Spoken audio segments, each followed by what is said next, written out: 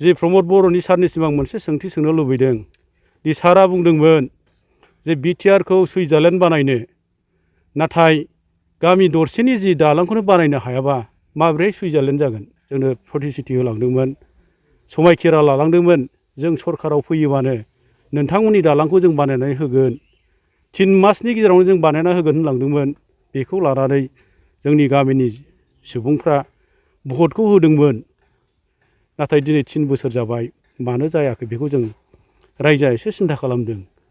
जयन्त सारा फैनानै जोंनाव एसे नायफैबा मोजां जागौ आरो गारिथ' खारनो हाया दाथ' गारि खारनो हाया फिरफिलियानो बिराद दिगदारि बेरेंसिगुरि जोंना सान्थिपुर बिसिडिसि गोग्लैयो।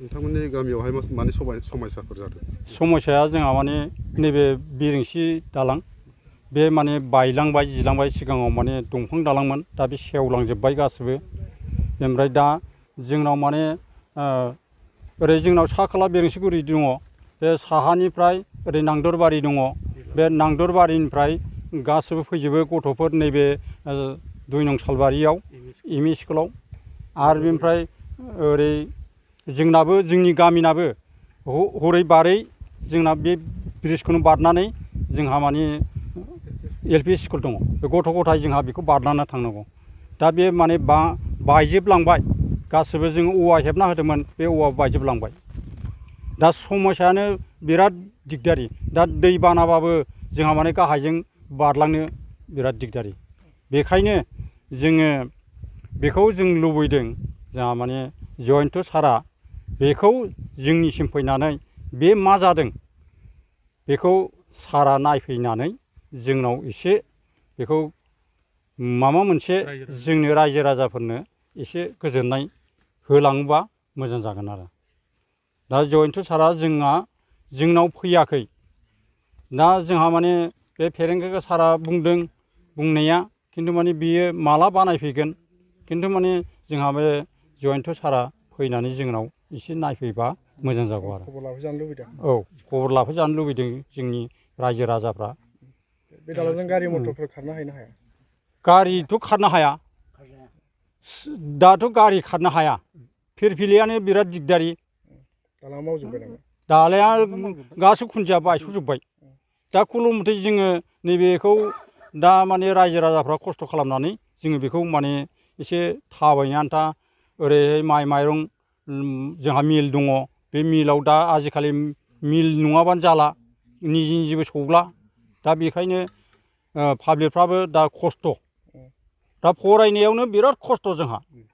बेसे बोसोरनिफ्राय बेबायदि औवानि दालां दुमदेरनानै सोलिनो गोनां जादों? जोङो माने बेखौ माने 3 बोसोर जाबाय 3 बोसोरसो जोङो 3 बोसोरसो जोङो बे माबा औवा दालां खालामनाया।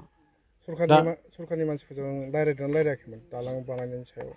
सरकार मानसिजों जों रायज्लायदों रायज्लायनाया नैबे माबा जोंहा फेरेंगा साराबो बुंलांदों नायफैखादों गावनो गारिखौ सालायाखै बिजों दालां गोबाय आं ओरै साजों थांसै होननानै साजों थांबाय थादों खननै फैदों बियो खननैबो साजोंसो थांजोबदों आं दालां गोबायजों थांनो हाला होननानै। जितु गामियाव आबादारिफोर बांसिन दङ हिसाबै बाजाराव माइ फाथोफोर लांनायाव माबायदि खस्थ' मोनो?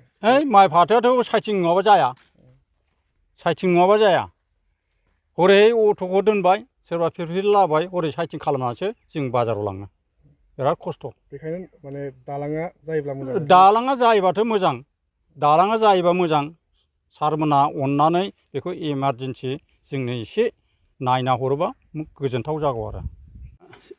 दासो सिगाङाव गामिनि मानगोनां गावबुराया गामिनि समस्याफोरखौ बुंलांबाय बे बुंनाया नंगौ थिगैनो नाथाय आङो बेजों सरजाबनानै आं फंनैसोल' बुंनो लुबैदों दा जोंहा नैबे जोंनि बेरेन्सि दालाङा गोदो गोदायनिफ्रायनो दङ 1997आव जोङो दंफांनि दालां मोनदोंमोन बै समनि जा सार मान होनो गोनां किरेन MLA सारा जोंनो होलांदोंमोन बेनिफ्रायनो जोङो दिनैसिम बे दालाङा एफा एफायै रायजो राजाफोरजों बानायजायै सोलिनानै दङ आरो बे लामाजोंनो जोङो गोबां हान्था मेला खालामनो गोनां जायो।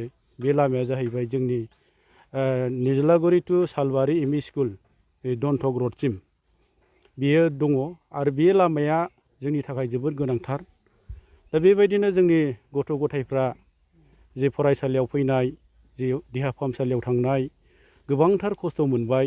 जों गारजेन जानानै जोङो गथ' गथायखौ फरायसालियाव लांनायाव जों गोबां खस्थ' मोनबाय आरो गोबां जोङो जेंना जेंगोना जाबोबाय। सोरबा गोग्लैबाय, सोरबा खुनि जाबाय, सोरबाबा बिदिनो साइकेलफोरजों गोग्लैनानै दैफ्रावनो थांबावबाय। दा बेनिखायनो आं खावलायदों जोंनि जे राजनितिक जे लिडारफोरनि गेजेराव आं खावलायहरगोन, दानि फैबाय थानाय जे जाबाय थानाय सरखार, जे BTC गभर्नमेन्ट बा आसाम गभर्नमेन्टनि सिगाङाव आं बेखौनो खावलायनो लुबैदों जे फैबाय जे सिगाङाव जोंनि गामियाव फैनानै जे राजनितिगिरिफ्रा जोंनो प्रतिश्रुति होलांदोंमोन, समायखिरा लालांदोंमोन, जों सरखाराव फैयोबानो नोंथांमोननि दालांखौ जों बानायनानै होगोन, 3 मासनि गेजेरावनो जों बानायना होगोन होनलांदोंमोन।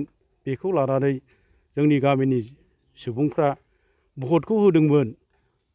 नाथाय दिनै 3 बोसोर जाबाय, मानो जायाखै बेखौ जों रायजोआ एसे सिन्था खालामदों आरो बिसोरनि सायाव एसे जोङो माबोरैहाय अनसुंथाइ मोनगोन बिनि सायाव जोङो गोबां सानलायनाय जादों आरो। दा बेनिखायनो खावलायदों जाहाथे दानि जि गभर्नमेन्टआ जोंनि बे दालांखौ मावफुंनानै होयोब्ला जोबोद गोजोनगोन। आरो दा दहायसो जोंहा गावबुराया बुंदों मानो होनो गोनां जोंनि MLA जयन्त सारा फैनानै रायजो राजाफोरजों रायज्लायफैनांगौ आरो सोरबाया बाहाय देवानि बाथा खालामनानै मावनानै जानो सानदोंबा बियो भुल जागोन। निस्सय गावनो फैनानै गावबुरा दङ, गामिनि गार्जेनफोर दङ, इन्टेलेक्सुवेलफोर दङ, बिजों सावरायफैनांगोन जाहाथे बे दालाङा माबोरै जानानै दंमारो, जाना जाया बिनि सायाव जोंनो क्लियारिफिकेसनखौ होफैनांगौ। बेखिनि आरो आं बुंगोन जोंहा जे प्रमद बर'नि सारनिसिम आं मोनसे सोंथि सोंनो लुबैदों दि सारा बुंदोंमोन जे BTRखौ सुइजारलेण्ड बानायनो, नाथाय गामि दरसेनि जि दालांखौनो बानायनो हायाबा माबोरै सुइजारलेण्ड जागोन? दा बेखिनिखौबो आङो सोंथि खालामहरबाय जाहाथे प्रमद सारा अननानै जोंनि बे थाखानाय जोंनि समस्थिनि MLAखौ एसे अर्डार हरोबा खामानि मावनो थाखाय आं बेखौ खावलायदों। जाहाथे अननानै खावलायनायाव रिसिभ खालामो, बेखिनिखौ बुंबाय आङो। आगोल सरखारावबो जायाखै नामा दालां? जोङो गिबि सरखारावबो जोङो गोबांथार बिदोंमोन, नाथाय जायाखै। जोंनि एसे खाम्फाया रिपेयारिं खालामनो हरदों, बेखौ जोङो जथेस्थ' खालामदों, नाथाय ब्रिजनि महराव जोंनो होआखै। बिदोंमोन जोङो सारनावबो, नाथाय साराबो जोंनो मावनानै होआखै। बेखौबो जों दुखु मोननाय फोरमायदों आरो दानि सरखारखौबो जों जि जायाबा दुखु मोननाय फोरमायगोन आरो। दालांजों लोगोसे दा जिथु लामाखौबो जायैखौ नुनो मोन्दों। मानि थाखाय जायाखै लामायाबो? लामाखौबो बिदिनो गोबां जोङो बुंबाय रायजो राजाफ्रा, नाथाय जोंनि गामिखौ गभर्नमेन्टआ दिनैसिम नायफेराखै।